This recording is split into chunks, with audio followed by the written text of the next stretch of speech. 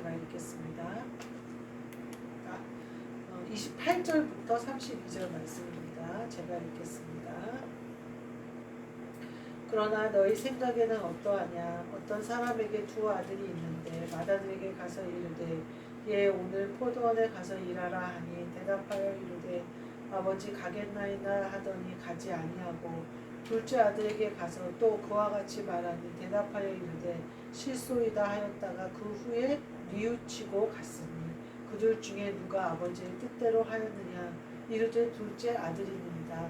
예수께서 그들에게 이르시되 내가 진실로 너희에게 이르노니 세리들과 창녀들이 너희보다 먼저 하나님의 나라에 들어가리라.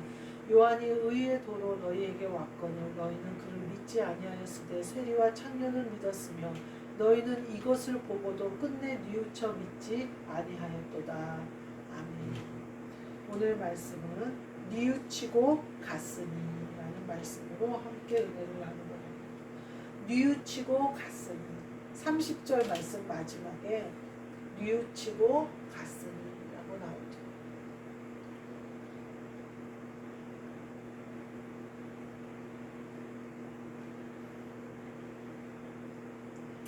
마지막 32절에 보면 너희는 이것을 보고도 끝내 뉘우쳐 믿지 아니하였도다 이렇게 얘기해요. 이것은 예수님이 본인이 행하신 일들을 말하는 거예요. 이런 이적들을, 이런 기적들을, 이런 하나님의 일들을 보고도 너희는 믿지 않는다. 끝내 뉘우쳐 믿지 않는다. 예수님이 지금 이런 일을 일으키시고 귀신을 쫓고 병든 자를 고치고 약한 자를 강하게 하시는 이 모든 일은 무엇 때문에 하시는 것이냐? 보고 뉘우쳐 믿게 하기 위하심인데 이 사람들은 끝내 뉘우쳐 믿지 않더라라는 거예요. 그래서 오늘 말씀은 뉘우치고 갔으니 그게 얼마나 큰 은혜인지 우리가 함께 나눠보려고 해요. 아버지가 시킨 일을 하겠나이다 하는 장자는 하지 않았고 아예 안 하겠습니다 한 탕자는 둘째 아들은 뉘우치고 갔어요. 그러니까 끝내 하나님 아버지 앞에 아버지한테 칭찬을 받고 아버지가 시키신 일을 한 아들이 된 거예요. 둘째 아들이. 그래서 예수님이 뒤에 뭐라고 하시냐면 세리와 창녀들은 너희보다 먼저 들어갈 거라는 거예요. 왜 세리와 창녀들이 먼저 들어가느냐? 뉘우치고 요한의 세례를 받았다 이거예요. 뉘우치고 요한의 세례를 받으니 내가 왔을 때 나 또한 영접하지 않느냐라는 거예요. 그러니까 니네들하고 너희들이 생각하는 것처럼 세리와 창녀들은 죄인들이고 더럽고 너희들은 그래 율법도 지키고 순결하고 너희들은 깨끗하다 이거예요. 그러나 아무리 깨끗하고 아무리 순결해도 하나님이 보내주신 자를 믿지 않으면 뉘우치고 믿지 않으면 천국에 들어갈 수 없다는 거예요. 그러나 아무리 더러운 세리나 창녀같이 더럽더라도 뉘우치고 하나님 아버지께 돌아오는 자, 또 하나님 아버지가 보내신 자를 믿는 자들에게는 구원이 이루어진다. 오늘 이 말씀을 하고 계신 거예요. 어느 고깃집 사장이 알바들을 뽑는데요.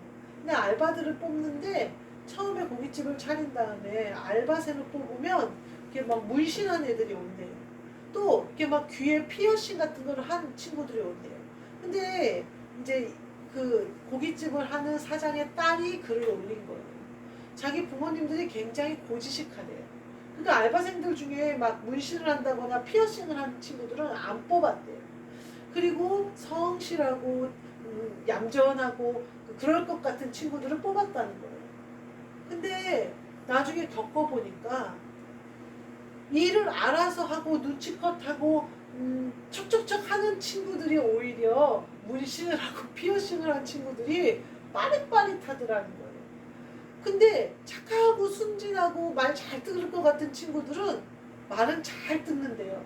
근데 시키는 것만 안 돼요. 거기 테이블 좀 닦아 그러면 테이블도 닦고 밑에 있는 쓰레기통도 비우고 이렇게 전체적으로 테이블을 세팅하는 애들은 문신하고 피어싱하고 좀 노는 애들이고 착한 아이들은 테이블만 닦으면 되는 줄 알고 테이블만 딱 닦고 온다는 거예요. 행주를 빨지도 모르고 테이블을 닦았으면 행주도 빨아놔야 되는데 그 생각도 못하고. 그래서 그러니까 하나부터 10까지 시켜야 된다는 거예요. 테이블 위에 있는 거 치우고 테이블 닦고 쓰레기통 비우고 행주 빨아놔까지 말해야 테이블을 닦는 거라는 거예요. 근데 일을 하다 보면 그렇게 순서대로 다 말하기가 어렵다는 거예요. 그래서 엄마 아빠가 자기가 놀러가 보니까 피어싱이랑 문신한 애가 알바를 하고 있더라는 거예요. 그래서 그랬더니 아우 일 잘한다고 그래서 막 칭찬을 하더라는 거예요. 그래서 자기가 깜짝 놀랐대요. 예전 같으면 상상도 못할 일인데 엄마 아빠가 바뀌었다. 그래서 자기가 물어봤대요. 그랬더니 자기들이 오해했다. 겉모양을 보니까 너무 애가 불성실할 것 같고 알바 시간도 안 맞춰올 것 같고 왔다 안 왔다 할 것 같아서 그랬는데 겪어보니 그렇지 않더라. 그런 걸로 판단할 일이 아니더라. 이렇게 얘기하면서 오히려 걔네들이 더 센스 있게 일을 잘하더라. 이렇게 얘기하더라는 거예요. 겉모양은 노는 애 같지만 오히려 그런 아이들이 자기 일을 맡았을 때는 일을 어려워하지 않고 하는 거예요. 근데 공부만 한 성실한 아이들은 그런 일을 해보지도 않았을 거고 집에서도 일을 해보지도 않았을 거고 말은 잘 듣고 착하고 성실한데 일이 뭔지도 모를 거예요. 아직 경험이 없으니까. 그래서 고깃집 같은 경우에 손님이 막 밀어닥치면 정신이 없으니까 얘가 먼저 멘탈이 나가는 거죠. 왜냐면 너무 그런 일을 겪어보지 않았으니까. 그러니까 뭘 해야 될지 모르고 허둥지둥하다가 주문도 다 실수로 받고 막 이렇게 되는 거예요. 하나님이요 부르실 때 그렇게 문신하고 피어싱한 셀이나 창녀들만 부르신 것은 아니에요. 모두 부르셨어요. 근데 성실한 친구들은 자기 틀에 갇혀있을 가능성이 커요. 옳은 일, 착한 일, 성실한 일. 근데 물론 그 아이도 이제 자꾸 사회생활을 하고 이렇게 하다 보면 많은 것이 달라지겠지만 처음에 그렇죠. 오늘 성경 말씀에 나온 장자가 그런 것 같은 거예요. 바리새인과 서기관들이 그런 것 같은 거예요. 자기 틀을 벗어나지 못하는 거예요. 아버지가 일단 시켰어요. 근데 그 아버지한테 어떻게 안 한다, 싫다 이런 말을 할 수가 없는 거예요. 그러니까 일단 하겠다고 그랬어요. 그거는요 순종의 모양은 있으나 순종하는 것은 아니에요. 밖에 사회생활에서 일할 때도 자기가 일할 것처럼 다 순종하는 척은 하지만 정작 일은 안 하는 사람들이 있어요. 그런데요 결국은 하나님 아버지 앞에 구원을 성취받은 사람은 어떤 사람이냐면요 회개한 사람들이었어요. 뉘우치고 가슴이 한 사람들이었어요. 그러면서 뒤에 뭐라고 하시냐면 요한이 의의 도로 너희에게 왔거든. 의의 도를 너희에게 가르쳤는데 너희가 그걸 믿지도 않았어. 근데 또 너희는 이것을 나를 보고도 끝내 뉘우쳐 믿지 않는다. 이렇게 하나님이 우리에게 뉘우쳐 믿도록 하시는 기회는 굉장히 많아요. 솔로몬이 이방 여인들을 많이 맞이해서 나중에는 이방신을 섬기게 돼요. 그러니까 하나님이 2번이나 나타나서 솔로몬에게 돌아오라고 얘기해요. 근데 끝끝내 솔로몬이 뉘우쳐 돌아오지 못해요. 사실은 다윗보다는 솔로몬이 훨씬 하나님의 축복을 많이 받은 아이예요. 태어나면서부터 하나님의 사랑을 입었고 하나님 아버지의 선택을 받아서 다윗 왕의 왕위를 계승받았고 하나님 아버지의 선택을 받아 성전을 짓는 데 쓰임 받았어요. 그러니 솔로몬이 다윗 왕보다 얼마나 복된 삶을 살았어요. 다윗 왕은 평생 전쟁했죠. 쫓겨다녔죠. 왕위를 지키기도 힘들었죠. 아들들이 싸움했죠. 평생을 사실은 고난 가운데 있었던 게 다윗 왕이에요. 근데 그 다윗 왕은 하나님의 말을 성실히 행했어요. 근데 솔로몬은 나중에 변심하잖아요. 하나님의 마음이 얼마나 아팠을까요? 그러니까 하나님이 2번이나 나타나셔서 경고하는데도 듣지 않아요. 근데 나중에 역사를 쭉 보면요. 하나님이 유다 나라를 찢어서 없애는 것을 굉장히 싫어하세요.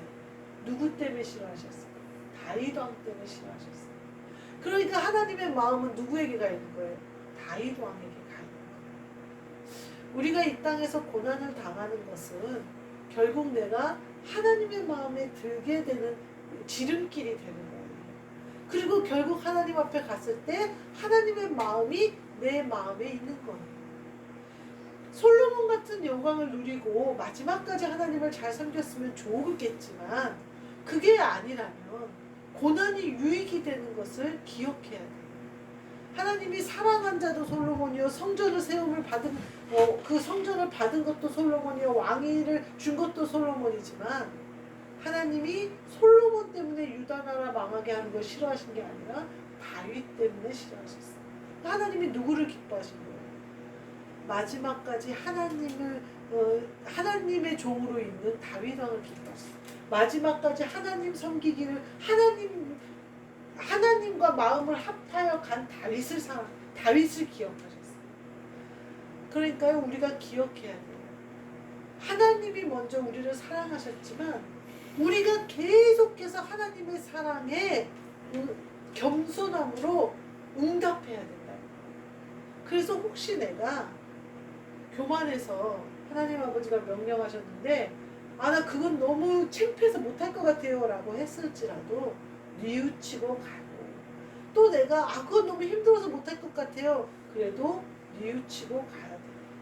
제가 오늘 이제 일터에서 일을 하는데 드디어 이제 명절이 준비가 시작이 됐어요. 그래가지고 이제 무슨 전 부치는 준비를 하고 막 이런 거를 하는데, 동그랑땡을 큰 이런 다라이로 반죽이 2개가 있어요. 근데 제가 이제 녹여놨거든요. 그래서 이제 오늘 그걸 제가 붙여서 익혀서 이제 얼리기로 했어요. 그래서 붙여서 이제 얼리려고 그러는데 갑자기 실장이 오더니 대표님이 여기다 야채를 좀 더 집어넣고 우리 두부를 좀 집어넣자고 한다는 거예요. 그래서 그러라고, 이제 나랑은 상관없다고 생각하고 이제 그러라고 했어요. 그랬더니 그 반죽을 다 벌려놓고 야채를 다 갖다 놓고 두부는 밖에다가 놔두고, 두부를 상온에 놔두면 상하잖아요. 밖에다 놔두고 안 오더라고요. 그래서 그러면서 그랬더니 이제 전 부치는 거 도와주러 온 사람들이 이거 어떻게 해야 돼요? 이거 냉장고에 넣어놔야 되는 거 아니에요? 막 어떻게 해요? 이거 이렇게 벌려놔도 돼요? 막 이러는 거예요. 그래서 놔두세요. 두부는 저 밖에 있어요. 왜냐면 푸드실은 시원하니까 푸드실에만 넣어놔도 괜찮은데 문 앞에 놔뒀더라고요. 내비두세요. 그거 다 뒤치다거리 못해요. 어떻게 하나 두고 보게 내비두라고 했어요. 그랬더니 한 시간이나 있더니 막 들어오는 거예요. 그러더니 두부를 막 이제 짜야 되는데 두부 짜야 되는데 또 면포를 잘못 사온 거예요. 주머니를 사와야 거기다 두부를 넣어서 눌러놓을 거 아니에요. 근데 보재기를 사온 거예요. 면 보재기를. 그러면서 어머 보재기를 샀대. 그래서 막 또 옆에서 막 주머니 저기 있잖아요. 동치미 담을 때 쓰던 주머니. 그랬더니 그거에 묻으면 안 된대. 동치미 안 담기로 했잖아요. 언제 그랬니? 그래서 내가 동치미 안 담는다고 그래갖고 들통까지, 그 큰 통까지 본부장님이 햄공장으로 가져갔다고. 그랬더니 아니래. 겨울에는 동치미 또 할 거랬는데 동치미를 어디다 하는데요? 내가 그랬어요. 그랬더니 아니 통에다 해야지. 막 그때 하던 들통 어디 그거 안 한다고 해서 본부장님이 햄공장으로 실어간 지가 언젠데 그런 말하는데 내가 푸드실에 신경을 안 쓴 지가 오래됐잖아 막 이러더라고요. 저 주머니 쓰라고 이제 그랬어요. 근데 거기다 두부를 누르네 만에 내가 이제 거들떠도 안 보니까 자기가 막 그러고 있더라고요. 그러더니 또 나갔어요. 그냥 안 와. 근데 이번에는 내가 보니까 안 올 것 같아. 그래서 내가 두부를 누르다가 말고 또 나갔어요. 그래갖고 두부를 이렇게 해갖고 김치통에 물 받아갖고 이렇게 눌러놨어. 그러면은 물이 쪽 빠지잖아요. 힘들게 그걸 짤 필요가 뭐가 있어. 그거 두부 막 힘들게 옆에서 짜다가 힘드니까 나갔겠지. 바쁜 척을 하고 막 나가더라고. 그러길래 제가 김치통에다 물을 받아갖고 거기다 꾹 눌러놨어요. 그리고 한참 있어도 안 와요. 근데 이제 제가 마침 밀키트가 잘 안 나갔어요. 그래서 제가 많이 바쁘지가 않더라고요. 그래서 내가 야채를 이제 다지기 시작했어요. 그래가지고 양파도 다지고 당근도 다지고 다져가지고 시장은 이제 그 사람이 다 봐왔으니까. 그래가지고 보니까 이제 반죽도 해버리는 게 나을 것 같아서 해버렸어. 그 이제 언니들하고 같이 해서 딱 놔뒀어요. 왜냐하면 언니들이 일이 끝났어요. 그러니까 알바들이 일이 끝났어요. 그럼 그 사람들한테 그 반죽을 줘야 이제부터 붙이기 시작하잖아요. 근데 딱 보니까 각이 안 나올 것 같아. 그래가지고 내가 막 그걸 반죽을 하면서 막 욕을 한 거예요. 막 욕을 하니까 언니들이 뭔 욕을 그렇게 찰지게 해? 그러면서 나한테 욕쟁이 할머니 집이 맛있다더니 또 이것도 엄청 맛있는 거 아니야? 막 그러면서 이제 농담을 하면서 서로 그러면서 이제 반죽을 했어요. 근데 반죽이 너무 맛있게 된 거예요. 그래가지고 이제 제가 이제 그러고 났어요. 그랬더니 이제 그러고 다 하고 밥 먹고 와서 하자 그러고 이제 했더니 그제서 들어오는 거예요. 어머 다 했어요. 뭐 어쩌고저쩌고 막 그러더라고요. 들은 척도 안 하고 식당에 갔어요. 그래가지고 내가 저 반죽을 했는데 이제 반죽 못 하겠다고. 팔도 너무 아프고 어깨도 아파서 못 하겠다고. 그러면서 막 성질을 냈어요. 이제 실장한테 막 한마디 하고 그러면서 뭐 어쩌고 저쩌고 하길래 알아서 하시라고. 이제 저는 신경 안 쓸 거라고 막 그랬어요. 근데 막 지금 식당에 들어갔는데 사모가 와 있는 거예요. 근데 그러니까 이제 사모도 눈치를 슬슬 보는 거예요. 내가 얼굴이 안 좋으니까. 그러니까 뭐 또 실장이 안 그랬으면 자기가 한 척 할 텐데 분위기가 내가 다 한 거잖아. 그러면서 이제 그 동그랑땡을 이제 샘플로 몇 개 뚝 띄워와가지고 식당 언니한테 붙여달라고 이 사람 저 사람을 먹인 거예요. 근데 너무 맛있게 된 거예요, 반죽. 그러니까 이제 막 그 자리에서 뭐 내가 했다고 막 얘기한 거예요. 그래서 누가 했던 난 못하겠다고 본부장님한테 막 얘기를 하고 그러면서 내가 그랬더니 식당 언니가 욕을 해버리지 그랬어요. 내가 반죽하는 내내 욕했어. 그랬더니 언니들이 그러더라. 욕쟁이 할머니 집이 맛있더니 이것도 맛있다고 그러더라. 그러면서 이제 막 그랬을 때 본부장도 웃고 막 기계로 해야지 그걸 어떻게 사람이 하냐고 이제 막 그러면서 그런 얘기들을 했어요. 내가 가만히 생각하니까 근데 언니들이 뭐라고 하냐면요. 너는 맨날 안 한다고 그래놓고 보면 다 하고 있더라. 그러는 거예요. 그러면서 또 내가 그래서 아니야 이제 안 할 거야. 이제 반죽 뭐 하든지 말든지 네 알아서 하라고 했으니까 지네가 알아서 하겠지 그랬더니 너가 그거 안 하고 있으면 손이 장을 짓겠다. 또 그거 하고 있지 이제 그러는 거예요. 사람이 안 하겠다고 하면 한 거 했는데 시간이 남고 또 마음이 느껴지고 그럼 하게 될 수도 있어요. 근데 처음부터 내가 할게요. 그래놓고 하기 싫어서 뺀질거리고 여기저기 왔다 갔다 하고 얼마나 그렇게 뭐라고 얘기할까. 하나님 아버지가 오늘 어떤 마음일지가 느껴지는 거예요. 내가 하나님 아버지한테 이 부도만 막아주시면 내가 물질을 주님을 위해서 쓰겠다고. 지금도 헌금 1,000원을 못하는 사람이 이 부도만 막아주시면 내가 주님의 일을 위해서 물질을 쓰겠다고. 장자와 같은 사람이잖아요. 탕자는 망했을 때에도 2렙돈을 넣는 과부처럼 헌금을 할 수 있어요. 내가 맡은 바 그 일을 내가 그거 안 해도 돼요. 그 알바생들도 있고 내가 끝까지 모르는 척 했으면 결국 자기가 했겠죠.